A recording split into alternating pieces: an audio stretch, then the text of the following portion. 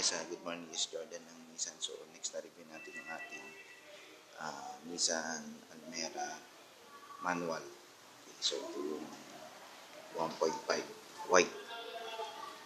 Okay, so, ikot natin. Okay, so, mapapansin nyo, wala lang siyang gloves to. Yan. Okay. So, yung mags. Yan. 15. Okay, ito natin sa likod. Yan. Kabilang gilid. Okay. Pasok tayo. Okay, so kakroom. Itong door opener. So, itong ating Almera manual. Okay, bali all powered na siya. Okay. So, ito yung harap. Yan. Meron lang siyang tachometer saka speedometer. Pero, kaya natin yung ilaw. Ilawan natin. Ano kung ilaw dito. So, yan. Yan. Meron pa siyang LCD dito. Yan.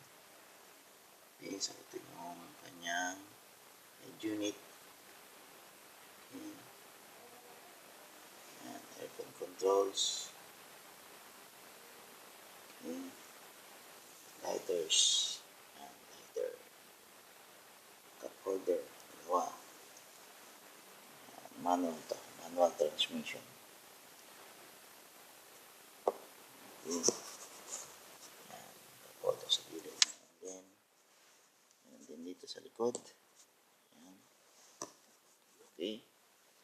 So, mamaya tingnan natin yung likod mamaya. Okay. So, yan. Cup holder din. Okay, so lahat may itong dalawa SRS bag. Okay, labas tayo.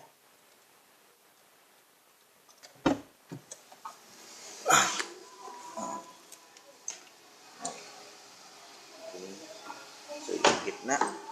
Oh, wala.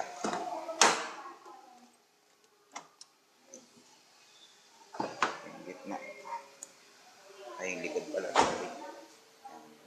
Rear, malawag. Okay. Okay. Sabi natin yung kanyang trunk. Yung sa trunk. Ito. Yan.